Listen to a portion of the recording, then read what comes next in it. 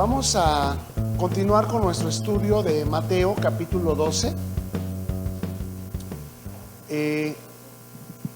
La semana pasada vimos que los sucesos desde el capítulo 11 hasta el 13 muestran la rebelión de los judíos en contra de su rey. Y esta rebelión se va tornando cada vez más feroz. Ya los fariseos habían rechazado a Juan el Bautista como el mensajero del Señor, el precursor, y no se habían arrepentido, aunque Jesús había hecho muchas obras poderosas en medio de ellos. La parte 1 de este estudio tiene que ver con el conflicto o controversia que hubo acerca del Sabbat, de cómo guardar el día del reposo del Señor. Y esta parte incluye los versos del 1 al 21 de este capítulo 12. Comenzamos con la primera de dos acusaciones que los judíos hacen contra Jesús y contra sus discípulos. En aquel tiempo iba Jesús por los sembrados en un día de reposo, y sus discípulos tuvieron hambre y comenzaron a arrancar espigas y a comer. Viéndolo los fariseos le dijeron: He aquí tus discípulos hacen lo que no es lícito hacer en el día de reposo. Evidentemente encontramos una acusación. Tus discípulos hacen lo que no es lícito hacer en el día de reposo. Y como podemos darnos cuenta, el Sabbat, es decir, guardar el sábado como día de reposo, era algo muy apreciado por los judíos, celosamente cuidado que se guardara, puesto que era la señal especial del pacto que Dios había hecho con ellos en Éxodo 21, que vamos a ver a continuación. Para ver esta señal, cómo la estableció Dios con Israel, su pueblo, y cómo es que ellos la han interpretado de tal manera que ahora les parece que hasta recoger espigas para comer sea una transgresión de esta ley. Vamos a ver qué dice Éxodo 21. Habló además Jehová a Moisés diciendo: Tú hablarás a los hijos de Israel diciendo: En verdad ustedes guardarán mis días de reposo, porque es señal entre mí y ustedes por sus generaciones, para que sepan que yo soy Jehová que los santifico. Así que guardarán el día de reposo, porque santo es a ustedes. El que lo profanara, de cierto morirá, porque cualquiera que hiciera obra alguna en él, aquella persona será cortada de en medio de su pueblo. 6 días se trabajará, mas el día séptimo es día de reposo, consagrado a Jehová. Cualquiera que trabaje en el día de reposo, ciertamente morirá. Guardarán pues el día de reposo los hijos de Israel, celebrándolo por sus generaciones, por pacto perpetuo. Señales para siempre entre mí y los hijos de Israel, porque en 6 días hizo Jehová los cielos y la tierra, y en el séptimo día cesó y reposó. Como podemos darnos cuenta, un día que era de gozo y regocijo del pueblo con Dios, los líderes religiosos lo convirtieron en observaciones legales estrictas, absurdas, de tal manera que les parecía un pecado imperdonable que los discípulos de Jesús comieran espigas o recogieran espigas para comer en el día de reposo. Lo que la ley mandaba era no trabajar. Entendemos que trabajar se refiere a la actividad o labor que nosotros llevamos a cabo para nuestro sustento y el de nuestra familia. No tanto que te dio hambre y recoges espigas para comer, cual es el caso de los discípulos. Por lo cual estos líderes religiosos convirtieron el Sabbat en una carga muy lejos de una bendición que era el propósito de Dios. Pero él les dijo: ¿no han leído lo que hizo David cuando él y los que con él estaban tuvieron hambre? ¿Cómo entró en la casa de Dios y comió los panes de la proposición, que no les era lícito comer ni a él ni a los que con él estaban, sino solamente a los sacerdotes? ¿O no han leído en la ley cómo en el día de reposo los sacerdotes en el templo profanan el día de reposo y son sin culpa? Pues les digo que uno mayor que el templo está aquí. Y si supieran qué significa misericordia quiero y no sacrificio, no condenarían a los inocentes, porque el Hijo del Hombre es Señor del día de reposo. Como podemos darnos cuenta, el Señor está usando la palabra para responder a sus opositores.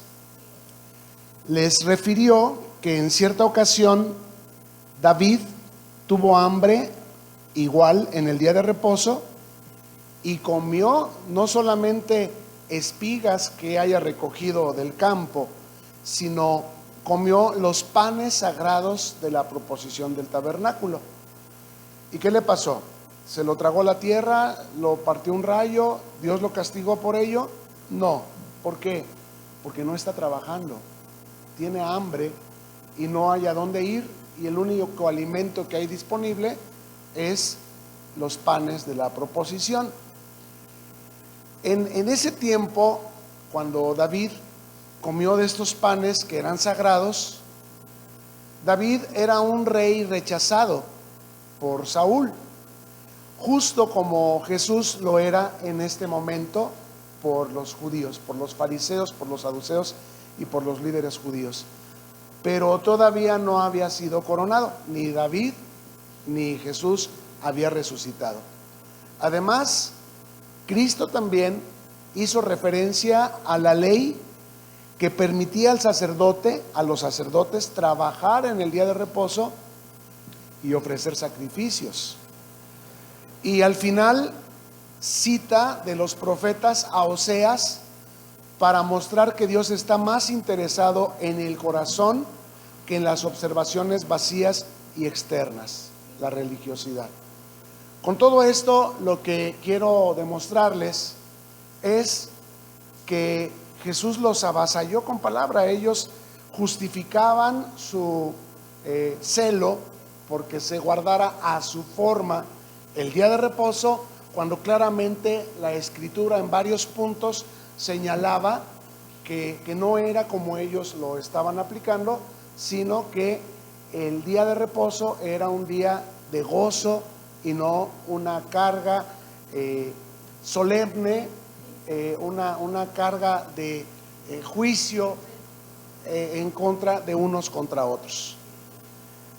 El pasaje al que se refiere Jesús de Oseas, solamente lo anotamos, es Oseas capítulo 6, verso 6, donde dice de esta manera: porque misericordia quiero y no sacrificio, y conocimiento de Dios más que holocaustos. Y podemos darnos cuenta que ellos ni tenían misericordia ni tenían conocimiento de Dios, pero tenían lo contrario, sí tenían sacrificio y sí tenían holocaustos. Espero estarme explicando. Cristo afirmó que Él y no los fariseos era el Señor del día de reposo. Ellos, de alguna manera, con sus interpretaciones e imposiciones, cargaron al pueblo para su agrado, para su propio gusto. Pero Jesús les dice: hey, ustedes no son el Señor del día de reposo, yo soy el Señor del día de reposo, y las cosas no son como ustedes se las han enseñado al pueblo. Por eso les digo, se va levantando una controversia severa, cada vez más feroz, de los judíos en contra de Jesús, y Jesús también cada vez les responde subiendo más el tono para demostrarles que están equivocados. Hay una segunda acusación en este pasaje. Vamos a verla. Pasando de allí, vino a la sinagoga de ellos, y he aquí había allí uno que tenía seca una mano, y preguntaron a Jesús para poder acusarle: ¿es lícito sanar en el día de reposo? Él les dijo: ¿qué hombre habrá de ustedes que tenga una oveja, y si ésta cayera en un hoyo en día de reposo, no le eche mano y la levante? Pues ¿cuánto más vale un hombre que una oveja? Por consiguiente, es lícito hacer el bien en los días de reposo. Entonces dijo a aquel hombre: extiende tu mano. Y él la extendió, y le fue restaurada sana como la otra. Y salidos los fariseos tuvieron consejo contra Jesús para destruirle. Sabiendo esto, Jesús se apartó de allí, y le siguió mucha gente, y sanaba a todos, y les encargaba rigurosamente que no le descubriesen, para que se cumpliese lo dicho por el profeta Isaías cuando dijo. Ahorita vamos a ver qué es lo que dijo el profeta Isaías, pero vamos a examinar lo que hemos leído desde el verso 9 hasta este versículo 17. Vimos que los fariseos hicieron tan estricta la regla de no trabajar en el día de reposo, que ahora no solamente les parece mal que los discípulos de Cristo recojan espigas para comer, sino que ahora hasta aducen que es pecado curar en el día de reposo. Si este hombre viniera de Dios, no curaría a este de la mano seca en el día de reposo. Se esperaría hasta cualquier otro día, pero no hoy. A ese grado llegó la mala interpretación que los judíos hicieron de la ley del Sabbat. Ellos, les demuestra Jesús, ustedes son capaces de auxiliar a su ganado en el día de reposo, pero les parece pecado imperdonable que yo cure a un hombre. ¿A ustedes les parece más valiosa su oveja o su vaca que el alma y la eternidad de una persona? Y les pregunta: ¿acaso no es mucho más valioso un hombre que una oveja? De esta manera, Jesús afirma el valor de nuestra alma, del alma humana, ante Dios. Al enterarse del plan de los fariseos para destruirlo, Jesús no se puso a discutir, no se puso a alegar con ellos, a tratar de convencerlos. Él simplemente se apartó de ellos. Y con esto se cumple Isaías 42, que es en lo que nos quedamos. Jesús les dice, para que se cumpliese lo dicho por el profeta Isaías, que en el capítulo 42 describe al Mesías como alguien que no arguiría con sus enemigos, esto es, no discutiría, ni traería juicio sobre ellos, tampoco los castigó, tampoco ahí se murió alguien, se lo tragó la tierra, no hubo un juicio contra ellos. Es más, lo mataron y Jesús dijo, perdónalos porque no saben lo que hacen. En todo esto, desde aquí hasta que Jesús entrega el Espíritu y exclama, perdónalos porque no saben lo que hacen, Jesús está cumpliendo Isaías 42. Se trata de gente a la que Cristo no juzgará, sino hasta el tiempo apropiado. Hoy día encontramos también algo muy parecido, que mucha gente blasfema, mucha gente reniega, mucha gente permanece contraria a la Biblia, a la palabra de Dios, a Dios mismo, a los pastores, a la congregación, y como no les pasa nada, piensan, pues Dios no ha de existir. Pero así como Jesús no abrió su boca ni profirió juicio contra estos detractores, bueno, en este tiempo, hasta que venga el tiempo señalado por el Padre, ocurrirá la diferencia entre el que le sirve a Dios y el que no. Ahora vamos a ver qué es lo que señala Jesús que dijo Isaías. He aquí mi siervo a quien he escogido, mi amado en quien se agrada mi alma. Pondré mi espíritu sobre él, y a los gentiles anunciará juicio. No contenderá ni voceará, ni nadie oirá en las calles su voz. La caña cascada no quebrará, y el pábilo que humea no apagará, hasta que saque a victoria el juicio, y en su nombre esperarán los gentiles. Dice en el verso 21, y en su nombre esperarán los gentiles. Es decir, ahora hacia dónde se va a dirigir el Señor. Va a dejar de predicarle a su pueblo Israel, que lo ha rechazado, y va a comenzar a predicarle a gentiles. Es muy importante que notemos que desde el versículo 18 aparece la palabra gentiles. ¿Lo ve usted? Pondré mi espíritu sobre él, y a los gentiles anunciará juicio. Isaías lo profetizó, y este es el momento justo en el que se está cumpliendo esta profecía de Isaías en la persona de Jesús. Jesús se vuelve de su nación que lo rechazó a los gentiles, lo cual nos da entrada y oportunidad a la iglesia para ser salvos. Pasamos a la parte 2 de las 3 de que está compuesto este estudio, o este capítulo 12 del Evangelio de Mateo. Ya vimos la controversia acerca del día sábado, las discusiones que generó la manera en la que Jesús no se sometía a las prescripciones establecidas por los propios líderes judíos de la nación, ¿verdad?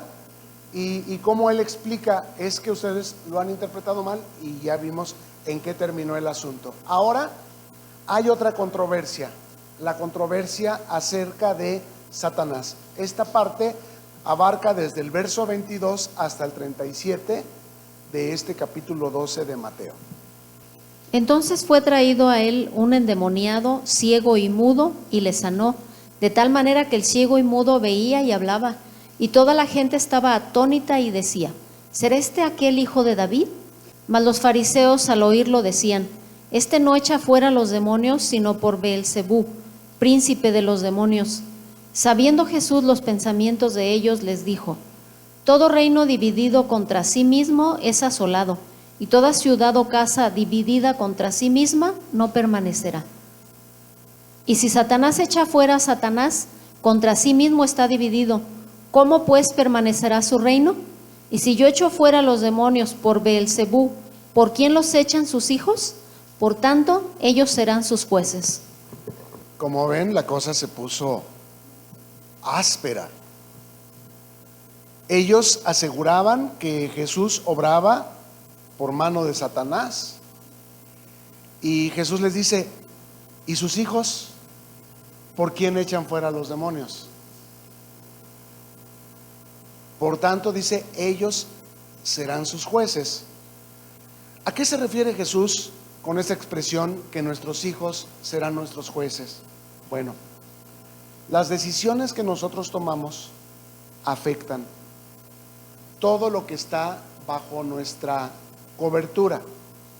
Si es una empresa, si es una nación, si es un estado, si es un departamento dentro de una empresa, si es un grupo escolar, si es nuestra familia. Y estas decisiones van a influir, van a impactar a las personas a las que están bajo nuestra cobertura, de tal manera que, por ejemplo, las monarquías existían, pero los reyes abusaban tanto de la gente que el pueblo terminó por dejar de honrarlos, por rebelarse y por derrocarlos y establecer gobiernos democráticos. Sus hijos los juzgaron, las personas que estaban bajo su cubierta se rebelaron contra ellos y dijeron: no más, papá, no quiero que trates así a mi mamá, no quiero que me golpees, no quiero que sigas trayendo tus amigotes aquí. Llega un momento en el que las personas que están bajo nuestra autoridad se rebelan, cueste lo que cueste, y nos derrocan si somos malos líderes. A eso es a lo que se refiere Jesús cuando les dice: sus hijos serán sus propios jueces. Ahora, sabemos que no hay otro nombre debajo del cielo en el cual haya salvación. Por lo tanto, si no es a través de Jesús, ¿cómo verán salvación nuestros hijos en el futuro? Ellos no son nuestros, pero sí son nuestra responsabilidad. Ellos son dueños de sí mismos y en su momento ellos darán cuentas a Dios, pero es nuestro deber siempre oponernos, es nuestro deber siempre guiarlos en amor, nunca imponernos, porque cuando nos imponemos estamos estableciendo un reino fundamentado en el temor y no en el amor. Y si están ellos influidos por el temor, lo que va a ocurrir es que cuando nosotros los vemos se van a conducir de una manera que no tengan problemas con nosotros, pero cuando no los vemos va a salir la verdadera naturaleza que ellos tienen. Entonces, nuestro deber es entender: no son nuestros, pero sí son mi responsabilidad. Y si es mi deber, aún casados y aún con hijos, influirlos. Si es mi deber, apoyarlos. Si es mi deber, orar por ellos. Si es mi deber, aconsejarlos. Un padre nunca deja de ser padre como Dios no ha dejado de ser Padre nuestro. Y hasta la sepultura nosotros tenemos este gusto, este privilegio que Dios nos dio, pues de verlos chiquitos y eran de una manera y teníamos toda la esperanza, y conforme van creciendo ellos van haciendo su propio camino, y hay muchas cosas, muchas amistades, muchas acciones que a nosotros no nos gustan, pero entre más dice que el mandamiento provoca la ley, el terror, el temor que tratamos de influirles, las amenazas, los golpes, los pleitos, las represalias, genera que más deseen aquello que les estamos prohibiendo. Dice el apóstol Pablo: yo no sabría lo que es codiciar si la ley no dijera no codiciarás, pero en cuanto la ley dijo no codiciarás, se despertó en mí todo deseo de hacer aquello que la ley dice que no haga. Igualmente, cuando más le dice a una persona no hagas esto y no hagas lo otro, a lo mejor no lo haga delante de ti, pero le estás despertando el deseo y la curiosidad de hacer ese tipo de actividades que a ti no te gustan. Vamos a continuar con la lectura en los versos 28 y 29, que dice así: Pero si yo por el Espíritu de Dios echo fuera los demonios, ciertamente ha llegado a ustedes el reino de Dios. Porque ¿cómo puede alguno entrar en la casa del hombre fuerte y saquear sus bienes si primero no le ata? Y entonces podrá saquear su casa. Bien, dice que no podemos echar fuera los demonios de una persona si primero no atamos al hombre fuerte. Y esto no es algo que tú y yo tengamos que hacer, es algo que Jesús ya hizo. En Mateo 4 dice que Jesús enfrentó a Satanás y lo venció. Nosotros simplemente tenemos que decirle a esos demonios que se vayan, y que no los queremos influyendo a nuestros hijos, que no los queremos influyendo a nuestros compañeros en el trabajo. Hay vicios, hay altivez, altanería, arrogancia, maltratos que ponen muy tenso el ambiente. El jefe está acostumbrado a gritar, por ejemplo, y no le importa quién oiga ni lo que dice, y esto es algo muy incómodo para todos los demás. Se crea un ambiente bastante nocivo. Entonces lo que te dice es: tú tienes autoridad. Jesús ya venció. Jesús ya enfrentó a Satanás y lo despojó de sus bienes, porque Satanás mismo le dijo a Jesús: todos los reinos de la tierra y toda la gloria que hay en ellos a mí me ha sido entregada, y a quien yo quiero la doy. Pero cuando Jesús lo venció, entonces lo despojó. Entonces él ya no tiene autoridad, solo que tú se la des para seguir perturbando a alguna persona, sea quien sea esa persona, y sea en la forma en que este demonio la esté perturbando. Acuérdate que había un hombre que estaba mudo y no estaba enfermo. ¿Qué era? Un demonio. Y cuando Jesús echa fuera el demonio, ¿qué ocurrió con aquel hombre? El hombre hablaba. Entonces, no todas las enfermedades son enfermedades, pero no todas las enfermedades son demonios. Pero yo quiero decirte algo, y esto es como un consejo: sean peras o manzanas, dile a esa enfermedad que se vaya en el nombre de Jesús. Díselo. Sea enfermedad o sea demonio, se va a ir. De igual manera, dice el Señor: todo lo que pidas creyendo en oración, creyendo te será dado. Pues ¿qué te cuesta pedir ese coche de tus sueños? Pídelo. Él dice: todo lo que pidas creyendo te será dado. Pídelo.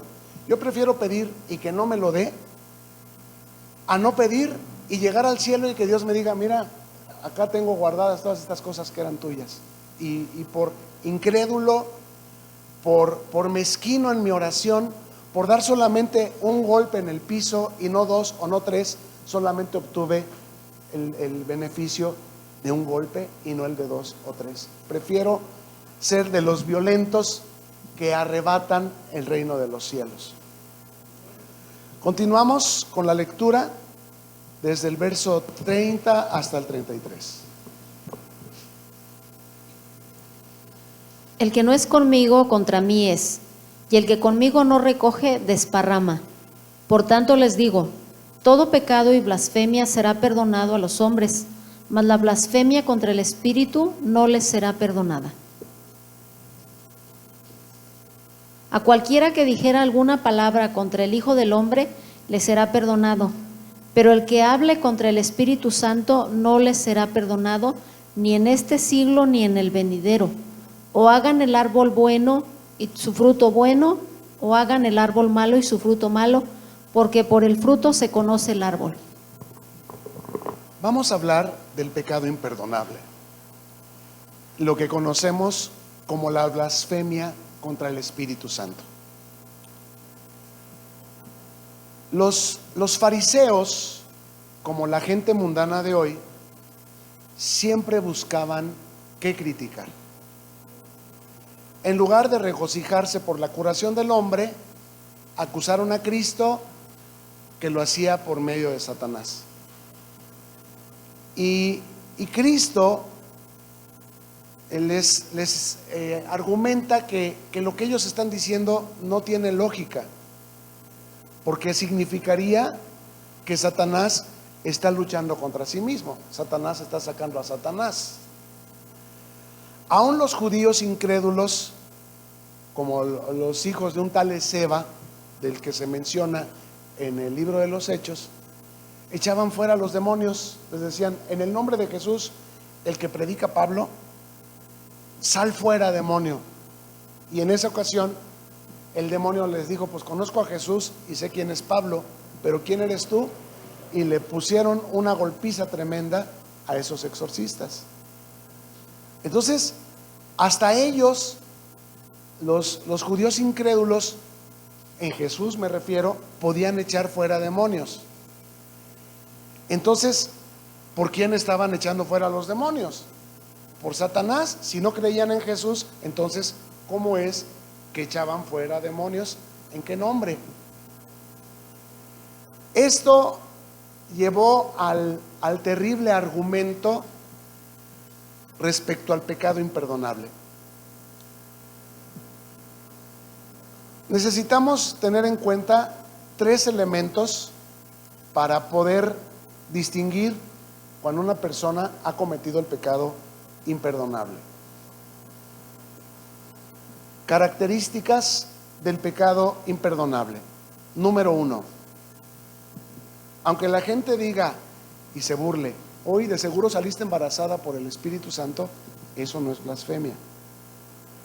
El pecado imperdonable no es de labios, es del corazón. Cuando de tu corazón tú hablas en contra de Dios, eso sí convierte ese pecado en algo imperdonable.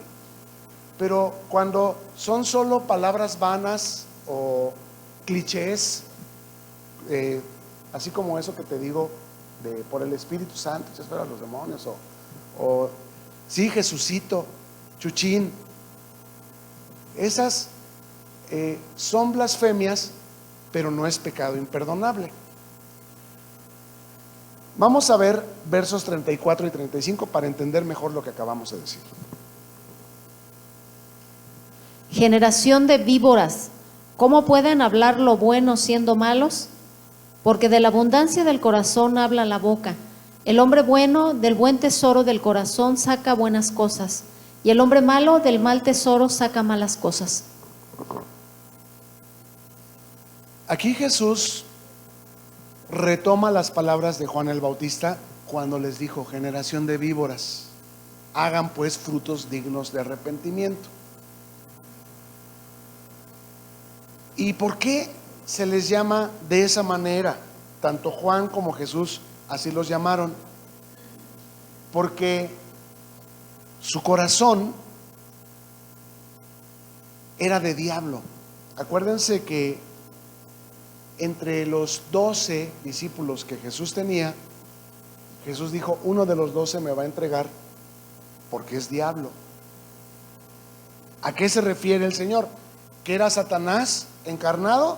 No, se refiere a que su corazón estaba tan endurecido contra las cosas de Dios que no le importaba mentir y robar, aparentar como que no estaba pasando nada. No pidió ayuda a nadie y al contrario, siempre trató de influenciar negativamente a otros para que lo siguieran en su error. Tenían, tanto Judas como los fariseos, cierta apariencia de piedad. De hecho, se conocían toda la Biblia, toda la escritura, pero no conocían a Dios.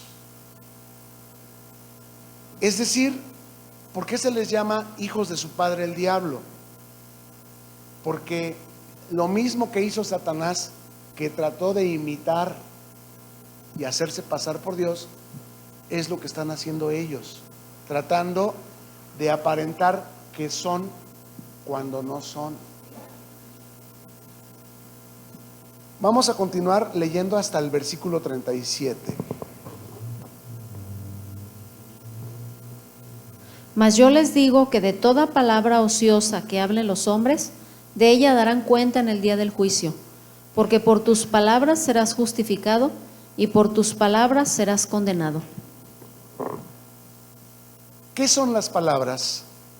La evidencia de la condición del corazón. De la abundancia del corazón, dice, habla la boca. Y palabras perversas, ¿qué indican? Un corazón perverso. Exactamente. Cuando te atreves a dar falso testimonio afectando a otra persona, cuando te atreves a descubrir a otro delante de alguien para que lo destruya, este tipo de impiedad habla de un mal corazón. Hay gente que tiene mal corazón. Hay gente que desde muy niños son así muy perversos. Y es deber de nosotros los padres oponernos. A nadie le gusta ser corregido, pero si la sal pierde su sabor, no sirve más para nada. Yo si veo que el niño es pegador, pues tengo que corregirlo. Si veo que el niño es cleptómano, es decir, que le gusta tomar las cosas que no son de él, tengo que corregirlo. Si veo que el niño es ocioso, que es flojo, que es desordenado, que es irresponsable, si ahorita que es niño no lo corrijo, corro el riesgo que cuando crezca se convierta en un delincuente y yo me voy a hacer un esclavo de él, siempre sacándolo de problemas. A veces pagando sus deudas, o a veces hasta sacándolo de la cárcel o del hospital. Entonces, característica número 2, es un pecado que viene del corazón, pero que se comete a la luz de una gran evidencia. Es decir, estos hombres vieron los milagros de Cristo como nosotros hemos visto su sustento. Nosotros hemos visto su sanación. Nos enfermamos, pero no como otras personas. Y vamos al doctor, pero no otros que se la viven allí y que se gastan todo allí. Y a lo mejor no estrenamos muy seguido, pero nuestra ropa no se desgasta. Hay evidencia de que Dios nos sustenta, de que Dios es nuestro Padre, que se ha hecho cargo de nosotros. Pero ellos endurecían sus corazones contra Él. Había una gran evidencia de favor de Dios y ellos rehusaban verla. Y número 3, la tercera característica del pecado imperdonable es que es un pecado de incredulidad voluntaria, persistente y de rechazo final a Jesucristo. Voluntariamente deciden no creer, persisten en no creer y rechazan. No te conozco, no sé quién eres tú, Jesucristo. A lo mejor eres un líder que exististe en el pasado, a lo mejor ni exististe, a lo mejor eres un mito. Miren, el adulterio es un pecado muy doloroso. Doloroso para el cónyuge al que le están traicionando, pero también para la familia. Y no solamente de un lado, sino de los dos lados de los que participan en este pecado. Pero si te arrepientes, se te perdona, porque el adulterio es un pecado que está en el cuerpo, no en el corazón. Puede estar aquí la persona y dices, qué hipócrita, qué falso, pues si lo acabo de ver allá, yo sé cómo anda este amigo. Pero está, y tiene fe en Dios. Y no le atribuye despropósito al Espíritu Santo, al contrario, viene y le dice, Señor, acá calladito así, ayúdame, por favor, sácame de esto que no puedo yo salir. ¿Me entiende? Tiene fe. El homicida está en la cárcel, está amenazado, tiene el dedo puesto de la familia del que mató contra él, porque le han dicho, te vamos a matar. No nada más es que pagues allá, sino vas a pagar aquí. Vas a ver, te vamos a matar. Pero si se arrepiente, es salvo. ¿Qué pasó con los ladrones que murieron junto al Señor? Jesús le ofreció a uno de ellos, en verdad te digo que hoy estarás conmigo en el paraíso. ¿Por qué? Porque en un momento de ira puedes cometer una tontería, o ebrio puedes cometer una imprudencia y matar una persona o varias. Pero si te arrepientes, puedes ser perdonado. Y si no me creen, pues acuérdense de David. David prácticamente ordenó el homicidio de Urías. David adulteró con la mujer de Urías. Y sin embargo, ¿qué ocurrió?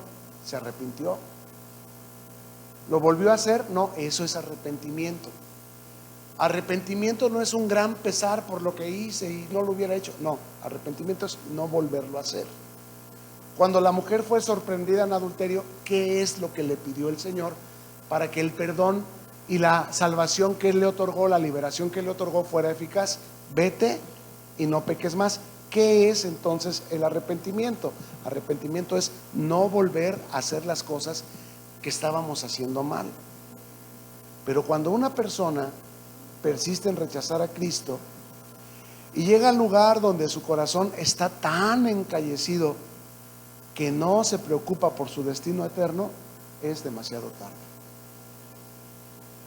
Pasamos a la parte 3 y final del estudio de este capítulo 12 de Mateo, que abarca de los versículos del 38 al 50.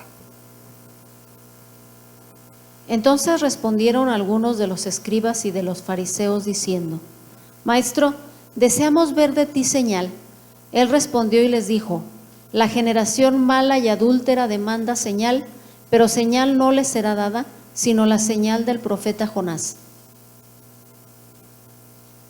Porque como estuvo Jonás en el vientre del gran pez 3 días y 3 noches, así estará el Hijo del Hombre en el corazón de la tierra 3 días y 3 noches. Queridos, suena hasta absurdo que después que Jesús había hecho ya tantos milagros ante sus propios ojos, ellos todavía pedían una señal. Y Cristo, al señalar a Jonás, les está dando un cuadro de su propia muerte, sepultura y resurrección. Porque Jonás estuvo 3 días dentro del vientre del gran pez, como alguien muerto y sepultado. Y el pez fue y lo arrojó en el lugar, en Nínive, a donde él debía ir y llevar el mensaje. Eso simboliza resurrección. Entonces, cuando Jesús señala a Jonás, les está dando la última señal en su propia persona. Ahora, algo muy interesante es: Jonás fue un mensajero a judíos o a gentiles. A gentiles. Lo mandaron a Nínive. Y Jesús fue rechazado por los judíos. ¿Y hacia dónde se dirige ahora? Hacia los gentiles. Entonces, cuando Jesús les da la señal de Jonás, les está diciendo: así como Jonás fue a dar un mensaje para arrepentimiento a los gentiles, así ahora yo también, bye bye, les digo adiós, gusto saludarlos, babies, ya me voy a los gentiles. Jesús no discute, no obliga, no insiste.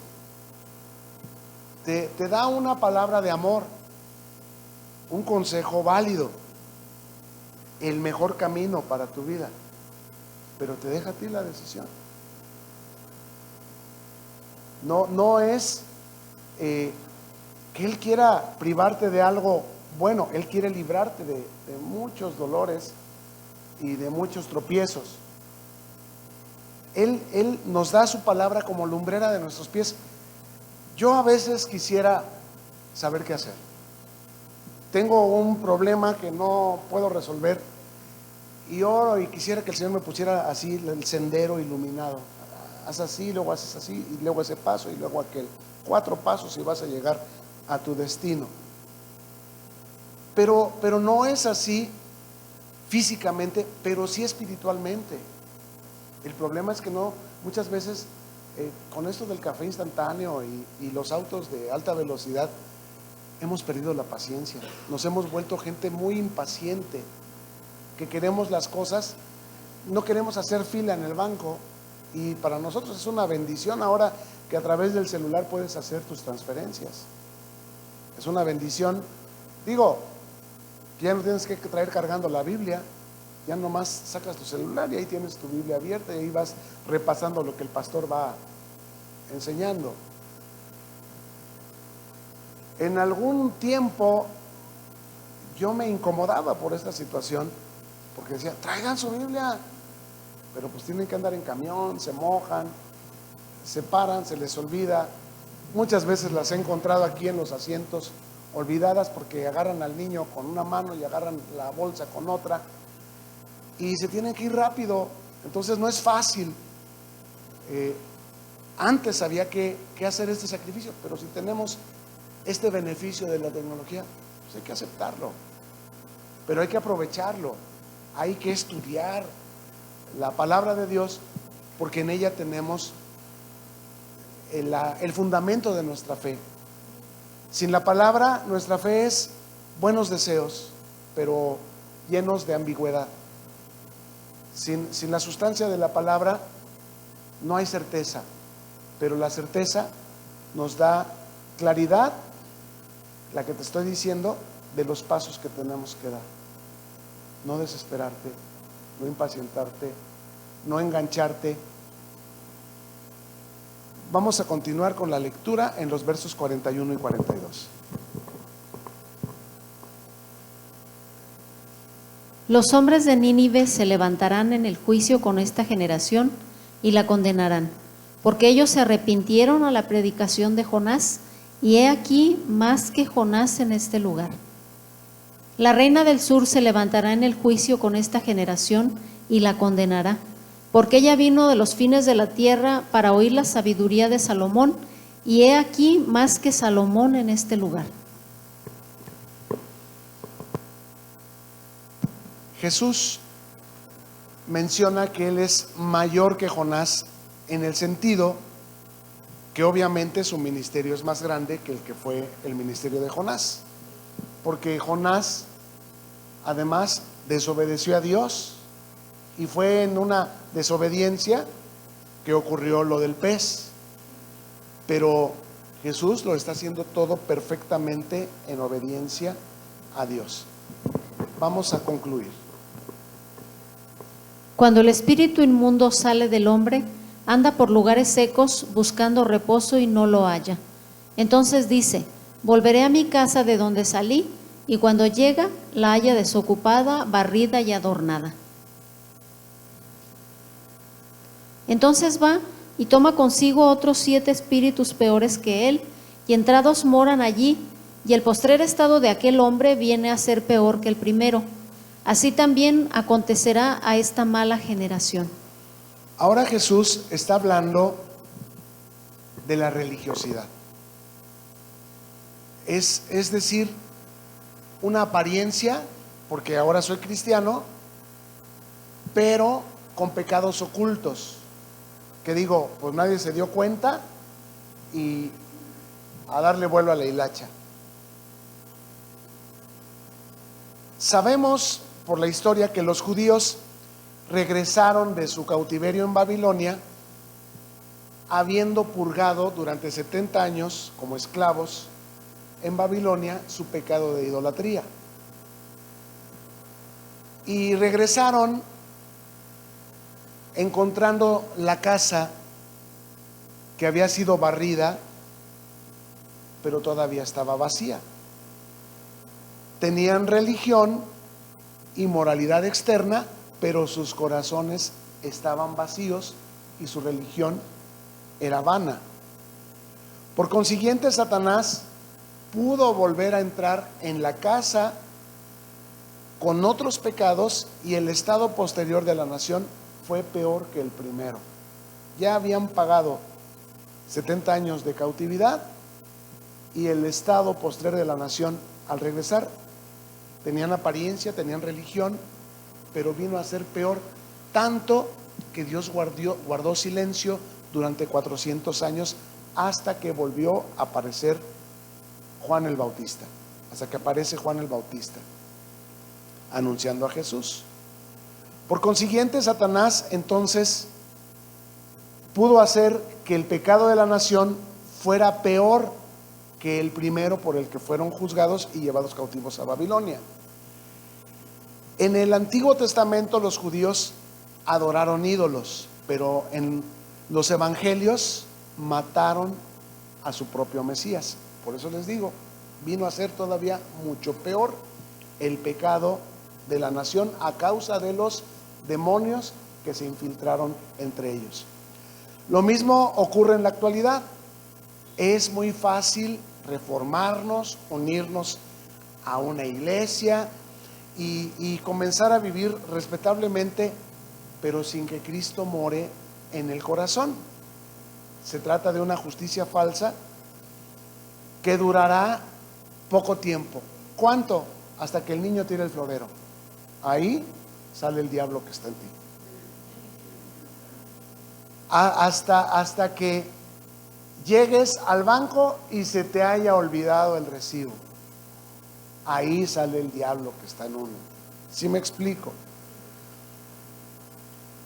Entonces Satanás se apodera de esa vida vacía y la arruina, porque un pecado viene de la mano con otro pecado.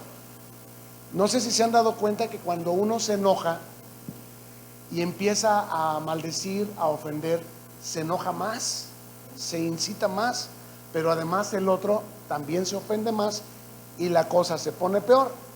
Y estos se dicen cosas que se vuelven imperdonables, porque aunque después se vuelven a hablar, se la traen guardada, y cada vez que vuelva a haber un problema entre ellos, se vuelve a la luz esa herida que surgió en ese momento.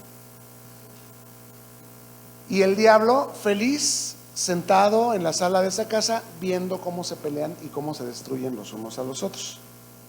Eso es religión, limpiarlo de afuera, hacernos creer que con venir hemos cumplido, hacernos creer que con leer la Biblia es suficiente, y así como la leemos, un día sí, 4 no, con eso está bien, porque misericordia quiero y no sacrificio. Y no es cierto, no damos misericordia, porque no puede el árbol malo dar buen fruto. En cambio, salvación significa nueva vida y santidad interior. Terminamos. Mientras él aún hablaba a la gente, he aquí su madre y sus hermanos estaban afuera y le querían hablar. Y le dijo uno: he aquí tu madre y tus hermanos están afuera y te quieren hablar. Respondiendo él al que le decía esto, dijo: ¿quién es mi madre y quiénes son mis hermanos? Y extendiendo su mano hacia sus discípulos dijo: he aquí mi madre y mis hermanos. Porque todo aquel que hace la voluntad de mi Padre que está en los cielos, ese es mi hermano y mi hermana y madre. ¿Tenía Jesús algo contra su familia? No, pero ¿contra quién sí tenía algo? Contra la nación, contra los líderes religiosos. Entonces, no es que Jesús esté renunciando a su madre o a sus hermanos, no, es que Jesús está renunciando a la nación, les está rompiendo el compromiso natural como judío que tenía con los judíos, a quienes llama mi madre y mis hermanos, porque de ahí provengo físicamente, biológicamente, de ahí provenía el Cristo de los judíos. Pero al referirse de esta manera a su madre y sus hermanos, realmente a los que está señalando es a la nación de Israel, e inaugura el fundamento de una nueva familia. He aquí mi madre y mis hermanos. ¿Y a quiénes señaló? La iglesia. Esta es la inauguración oficial, el anuncio oficial de la inauguración de la iglesia en este final del capítulo 12. Nosotros somos la luz del mundo, y Dios no esconde esta luz, porque Él quiere que los hombres vean nuestras buenas obras, las grandes maravillas y la gran transformación que Dios ha hecho en nosotros. Lo que parecía imposible para las correccionales, para los centros de rehabilitación, para nuestros propios padres y sus famosos y tiernos jalones de orejas y sus zapatazos santos, lo que era imposible para ellos, para Dios es posible. Por favor, póngase sobre sus pies y hagamos oración. Gracias por llegar al final de este video. Oramos que te sea de provecho y que lo puedas compartir con quienes tú sabes que les bendecirá también. Suscríbete y no te olvides de darle like. Hasta la próxima y mientras tanto, que Dios te bendiga.